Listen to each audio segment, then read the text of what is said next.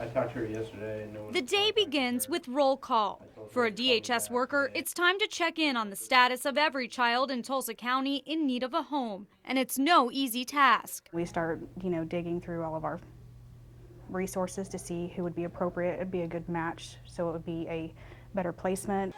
We're at the Laura Dester Children's Shelter, where children up to 18 years old stay until DHS can find them a home. If we can get them into a home that we think will be a great place for them to go until they can go home, that's our goal. Once a child is dropped off at the shelter, foster care workers like Brooke Demers reach out to family members first. If that's not an option, the hunt for a foster family is on. We still need more. That's why we have this meeting every morning going over the shelter roster, because there's still that many children in care in a shelter that don't have anywhere to go. But workers must make sure they go to the right home. Over the past decade, the agency reports 129 children died while in state care. That and several other high-profile cases of child abuse led lawmakers to call for a change. DHS plans a complete overhaul of its system over the next 5 years, called the Pinnacle Plan. It's a huge organization, so I know it's going to take time to completely overhaul the whole thing, but we're making, great strides. Another main focus, recruiting 2,000 more foster families in the first year and getting young children out of the shelter. Under new guidelines in the Pinnacle Plan, children under 2 years old must now get placed immediately. So we all just kind of had to step up, ask all of our foster homes, are you ready to be an emergency foster care placement? I just got your emails regarding, Even though Brooke still has stacks and stacks of cases, she has fewer cases since the Pinnacle Plan took effect, thanks in part to DHS hiring more workers.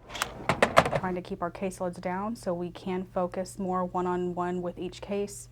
Nothing slips through the cracks. Next, Brooke hits the road to check in on foster families. It seemed like a natural fit because I am a mom too, and so I just kind of put myself in their shoes.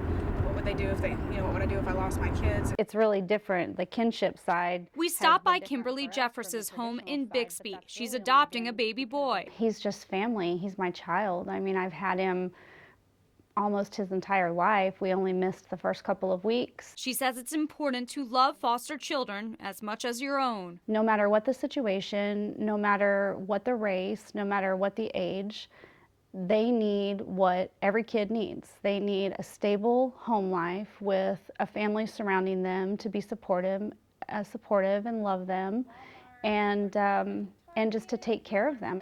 Kimberly says she's seen positive changes at DHS. More staffing and resources have resulted in better communication. And that was one of probably our single biggest complaint.